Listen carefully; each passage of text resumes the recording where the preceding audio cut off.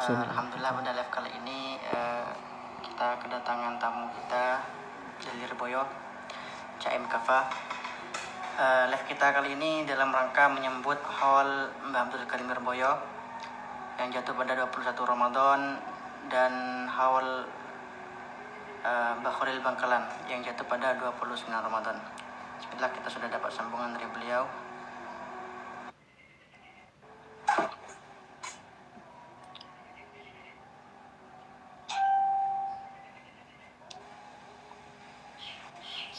Assalamualaikum.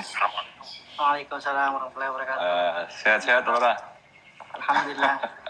Alhamdulillah. Akhirnya kita berhasil untuk menepati ke permintaan netizen untuk membuat live jilid 2. Live. Oke. Jilid-jilid. Alhamdulillah juga pada hari ini bertepatan dengan haulnya Mbah Abdul Karim terus. Betul, Lora Ismail.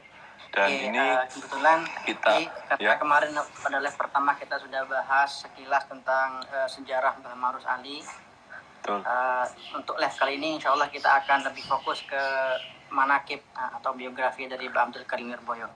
Betul. Ini sebelumnya saya kasih informasi, katanya siapa?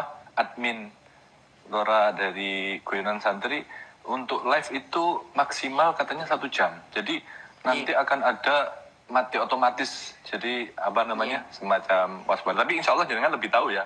Setiap hari live kok jenengan. Emang nanti kalau mau lanjut harus buat live lagi, Gus. Oh nggih, siap. Kita kita nikmati bersama. Ini Caim, malam ini kita akan fokus ke biografi Mbah Abdul Karim. Baik. Lebih-lebih yang mungkin kita ingin bahas tentang hubungan beliau dengan Mbah Khalil Bangkalan. Baik. Yang mana kita ketahui Mbah Abdul Karim ini merupakan salah satu murid kesayangan dari Mbah Khalil. Sampai-sampai Mbah Abdul Karim, saya sering mendengar beliau sebelum wafat pernah berpesan kepada para santrinya minta doa agar diakui sebagai muridnya Mbah Khalil Bangkalan. Betul, Caim? Betul sekali, itu sudah termasuk di mana-mana. Ini kayaknya sinyalnya agak putus-putus. Sebentar ya, ini kayaknya sinyalnya entah dari sini apa dari sana. Sebentar. Dari sini, Gus. Saya pakai. Oh gitu. Oh ya udah, berarti nggak apa-apa. Tapi tetap bisa nyambung kan? Informasi. Bisa. Siap. Ini kita mulai dari mana ya? Mulai ceritakan sekilas tentang biografi Abdul Karim, juga bagaimana awal mulanya beliau bisa mondok ke Bangkalan, dan berapa tahun beliau belajar di Bangkalan sampai pulang ke Lirboyo ya. Keluar ke Lirboyo dan membuat pondok pesantren di sana. Betul. Bismillah, saya mulai. Untuk ini terkhusus kita buat guna memperingati haul daripada beliau Mbah Yai Abdul Karim. Beginilah cara kita memperingati haul, yaitu dengan mengingat sirah beliau. Barangkali dengan mengingat sirahnya ini bisa mendapatkan sebuah keberkahan tersendiri bagi kita semua, memiliki semangat juang yang sama seperti beliau, dan juga ini suatu rasa hormat kita akan perjuangan beliau yang betul-betul masyakoh sebagaimana umumnya haul yang dilaksanakan oleh warga NU. Baiklah, untuk beliau Mbah Yai Abdul Karim, beliau itu merupakan sosok orang Jawa Tengah sebenarnya, bukan asli Kediri, bukan. Adalah orang Jawa Tengah yang Magelang. Betul, lebih tepatnya di Desa Banar, Deangan, itu Magelang, Jawa Tengah, kurang lebih begitu. Nama asli beliau sebelum dikenal sebagai Mbah Yai Abdul Karim, namanya adalah Manap, Lora Ismail. Jadi nama kecil beliau adalah Mbah Manap, biasa dipanggil begitu. Nah, ini bermula perjalanan hidup beliau. Beliau merupakan seorang yang memiliki sebuah keluarga yang bisa terbilang masyakoh, bisa terbilang apa, masyakoh itu bahasa Indonesianya apa? Keluarga tidak Keberatan. Betul, keluarga tidak mampu. Semacam keluarga yang betul-betul apa? Memiliki kecukupan seadanya. Nah, ini bermula di saat beliau itu ditinggal wafat oleh ayahnya, yaitu Mbah Yai Abdur Rahim, sehingga beliau di saat itu di istilahnya disebut sebagai anak yatim sejak kecil, disebut sebagai anak yatim sejak kecil, alias beliau tidak memiliki ayah sejak kecil, hingga akhirnya ibu beliau yaitu Bunyai Salamah memiliki istilahnya menikah lagi, tapi kok delalah takdir Allah mengatakan semacam prinsip daripada ayah beliau asli yaitu Mbah Yai Abdur Rahim dengan ayah beliau yang baru itu semacam berbeda gitu.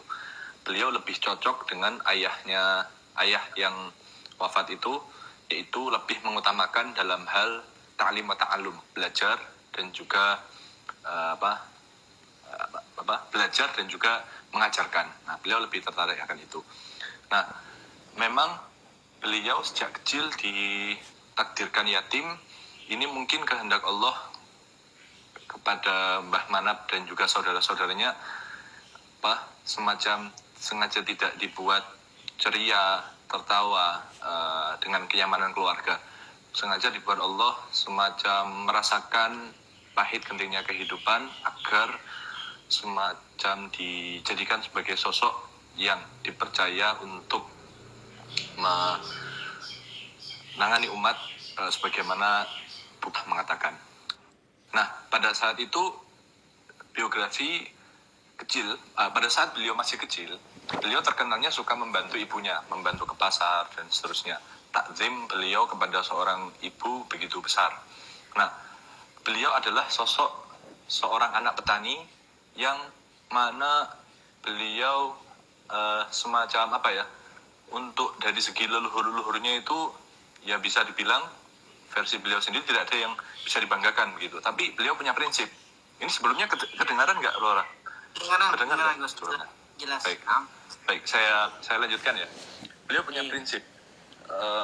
Walaupun saya begini, inilah saya.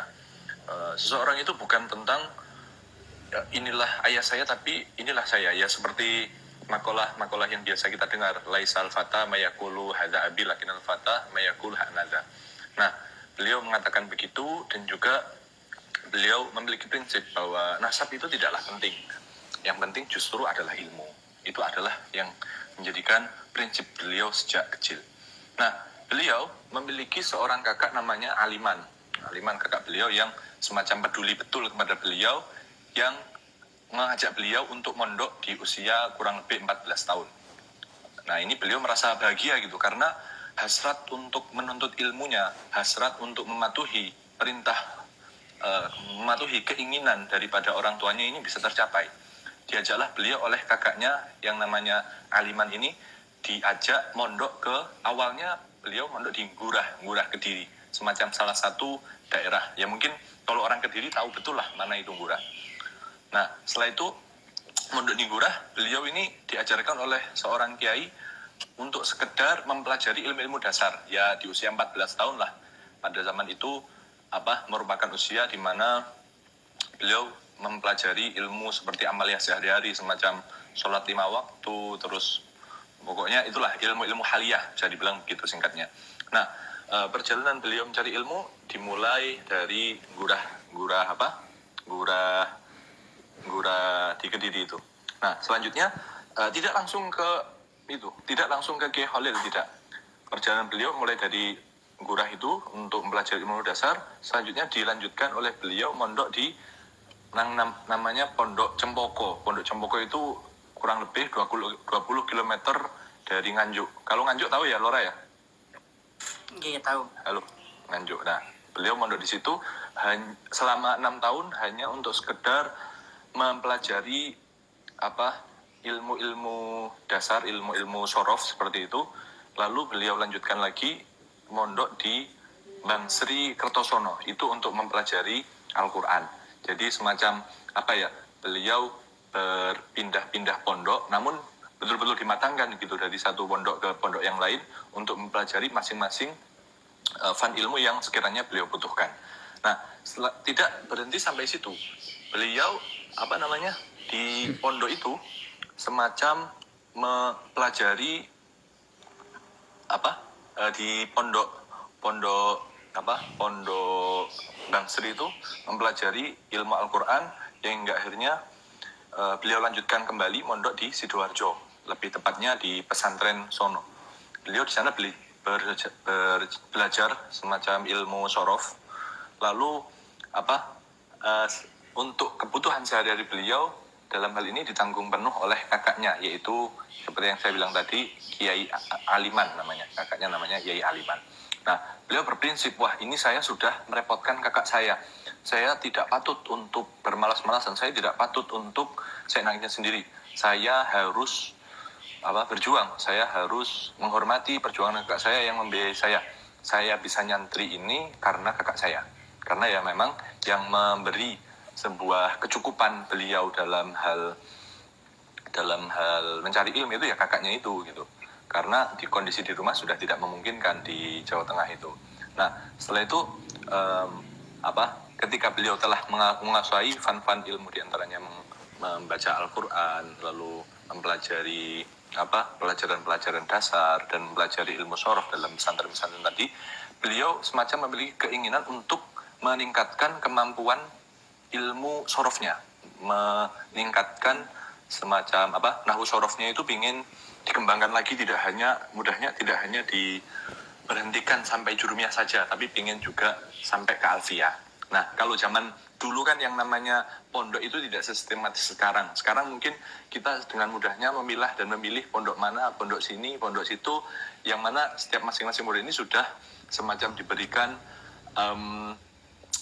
kurikulum yang sudah tertata rapi. Nah, keadaan zaman dahulu itu tidak semudah yang kita alami sekarang ini. Akhirnya beliau sengaja untuk pergi ke Bangkalan, yaitu pondoknya Kiai Khalil Bangkalan, di mana pada saat itu umur berapa Gus? Ke Bangkalan pertama kali di usia berapa? Wah, kalau usianya itu saya kurang tahu betul ya. Tapi yang jelas beliau mondok di Bangkalan itu setelah 3 kali berpindah-pindah pondok untuk mempelajari setiap fan ilmu itu. Beliau di Bangkalan itu sengaja ingin ke sana karena ketertarikan bahwa di sana itu ada ulama tersohor yang terkenal ngalim, yang terkenal mahir dalam beberapa fan ilmu, yang membuat beliau sangat begitu tertarik untuk mondok di Bangkalan sana. Nah, karena memang pada saat itu terdengar betul di Bangkalan ada pesantren terkenal, yaitu pondoknya Kiai Khalil. Akhirnya berangkatlah beliau menuju Madura. Tapi sebelum beliau sampai Madura, beliau menyempatkan dulu untuk mondok sebentar di Sepanjang. Namanya kalau tidak salah itu pondok pokoknya di pondok Sepanjang Surabaya lah. Ya wajar lah ketika seseorang untuk ke Madura pada umumnya kan lewat Surabaya.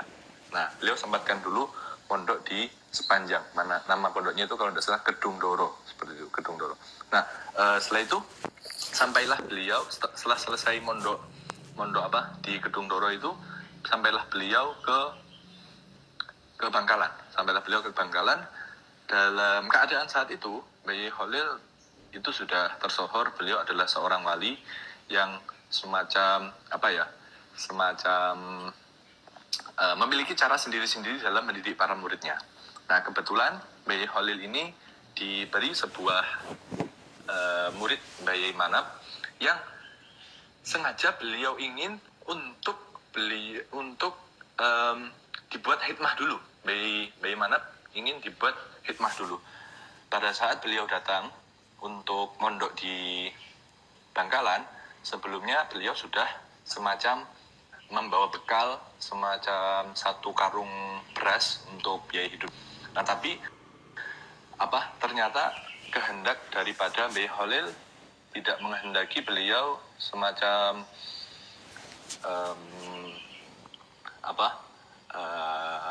istilahnya punya kehendak lain gitu. Mbah Khalil punya kehendak lain, beras daripada bekalnya Mbah Yai Manap atau Mbah Abdul Karim itu malah disuruh oleh beliau Mbah Khalil untuk diberikan ke ternaknya Mbah Khalil itu. Nah, akhirnya dalam kesehariannya beliau Mbah Yai Manap disuruhnya untuk makan semacam dedaunan gitu loh, semacam dedaunan daun pace kalau tidak salah di sekitar pondok Bangkalan itu. Ya, daun mengkudu sebagai murid. Mengkudu ya namanya ya. Pokoknya pace itulah, ya mengkudu. Berarti yang dimakan daunnya, tapi yang dimakan daunnya sebagai makanan sehari-hari dari beliau mondok di mana? Mondok di Bangkalan itu. Lalu setelah itu apa yang rasakan Bayi Manap itu bukan semacam berontak, bukan semacam nggak terima, tapi justru mantap betul dengan dawuhnya Bayi Khalil. Tidak ada kekecewaan sama sekali. Beliau punya prinsip, aku kalau hal seperti itu nggak kuat, aku bukan Manap gitu. Maksudnya kalau kayak gini nggak kuat, ini bukan aku gitu. Manap ini Gus, ya setiap harinya memang nggak makan nasi Gus, makan dedaunan setiap harinya. Seringkali lebih memakan dedaunan, atau bahkan kadang beliau makan sisa kerak nasi dari teman-temannya. Kadang beliau makan ampas kelapa. Jadi memang Mbah Yai Khalil ingin membuat Mbah Yai Manap untuk tirakat terlebih dahulu.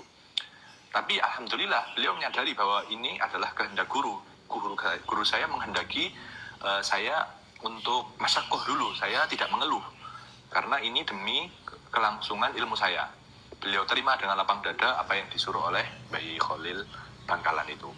Nah, sampai suatu saat pernah di saat beliau mengaji kitab tafsir ke Mbah Yai Khalil kan terkenalnya semacam ahli dalam berbagai macam fan ilmu lah. Ya jangan tahu betul lah Mbah Yai Khalil itu. Nah, setelah itu pada saat beliau itu mengaji kitab tafsir Jalalain, beliau sempat semacam pingsan gitu. Ini lebih tepatnya terjadi pada saat bulan Ramadan. Pas waktu ditanya, loh ini kok jenengan tiba-tiba pingsan, Mbah Yai Manap? Ya Manap kecil. Ya karena memang ternyata keadaannya pada saat itu beliau tidak makan sama sekali. Untuk berbuka beliau hanya semacam menggugurkan kewajiban untuk berbuka, iftar saja. Untuk sahur ya semacam ala kadarnya. Dan beliau pada saat itu memang nggak makan. Akhirnya ya wajar lah kalau semisal seorang beliau Mbah Yai Manap itu pingsan pada saat semangat mengaji kitab kitab tafsir Jalalain. Karena pada saat itu terbilang Madura itu lagi panas-panasnya gitu. Madura kan panas kan, iya kan? Lumayan. Madura kan terkenalnya itu ya, sebuah pulau garam yang dipenuhi oleh garam-garam. Maksudnya sebuah pulau yang memang dipenuhi oleh para ulama, karena ulama itu diibaratkan seperti garam, di mana garam adalah sebuah sumber kehidupan. Makanan kalau semisal nggak ada garamnya terbilang hambar. Umat kalau semisal nggak ada ulamanya juga terbilang hambar. Kan katanya begitu ya? Terkenalnya orang-orang mengatasnamakan Madura. Filosofinya Gus. Kebanggaan tersendiri bagi jenengan orang Madura ya, Lora? Oke, alhamdulillah. Nah, saya lanjutkan ceritanya. Jadi untuk pada waktu itu beliau memang dibikin masyakoh, dan apalagi beliau dalam mondok itu hanya berbekal satu pakaian. Beliau hanya memiliki satu pakaian, yang mana mau nggak mau kalau semisal pakaiannya itu dicuci, beliau harus berendam ke sungai untuk menutupi auratnya gitu. Ya gimana lagi, pakaiannya cuma satu gitu. Tapi beliau tidak sia-siakan kesempatan itu. Di saat beliau berendam untuk menunggu pakaian beliau kering, ini beliau manfaatkan untuk menghafalkan kitab Alfiyah. Karena ya beliau di Madura, di Bangkalan, itu diantaranya mengaji kitab Alfiyah gitu, mengaji kitab ya anak sorof itu. Beliau di sana itu betul-betul semacam tidak memiliki kebutuhan yang cukup, sampai beliau melakukan sebuah taktik, yaitu menjual kitab yang pernah beliau pelajari agar beliau bisa mempelajari kitab lain. Katakanlah saya hari ini belajar kitab Jurumiyah Hatam, agar saya bisa menikmati kitab lain, kitab ini harus saya jual ke teman saya, nanti saya bisa membeli kitab lain. Tapi kitab yang beliau miliki itu terbilang diminati oleh orang-orang katanya, karena memang saksi sejarah mengatakan Mbah Yai Mana pada saat itu dibilangnya kalau maknai ke Mbah Yai Khalil itu seringkali lengkap gitu, akhirnya banyak yang suka. Nah, beliau mondok di Bangkalan itu kurang lebih berlangsung selama 23 tahun. 23 tahun beliau mondok di Bangkalan, Madura. Nah, ini tentu juga memakan usia beliau yang pada saat itu telah menginjak usia sekitar 40 tahun. 40 tahun. Nah, akhirnya pada Berarti bisa waktu kita pastikan Gus kalau seperti itu bahwa Mbah Yai Manaf ini mondok di Bangkalan sebelum usia 20 tahun. Betul.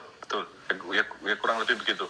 Jadi yaitu 14 tahun dikurangi mondok di Ngurah itu, terus dikurangi mondok di Kertosono, Sidoarjo, lalu Surabaya itu, terus baru setelah itu mondok di mana? Di Bangkalan itu. Nah, ini saya lanjutkan. Iya, 23 tahun di Madura. Ya, berarti itu iya, subhanallah. Genap seluruh umur saya 23 tahun sekarang. Selama 23 tahun beliau di Madura. Ya, itu sebelumnya di Babakan, di Babadan, Cepoko, Trayang, Sono, Gedung Doro. Dan di umur tersebut Gus lebih 40 tahun, 23 tahun di Bangkalan, Mbah Manaf belum menikah sama sekali. Belum. Beliau belum menikah. Nah, baru setelah beliau 23 tahun mondok di Bangkalan, beliau disuruh pulang oleh Mbah Yai Khalil, Syekhona Khalil. Disuruhnya pulang sana, ilmuku sudah habis. Beliau bilang gitu. Pulang sana, ilmuku sudah habis. Ya,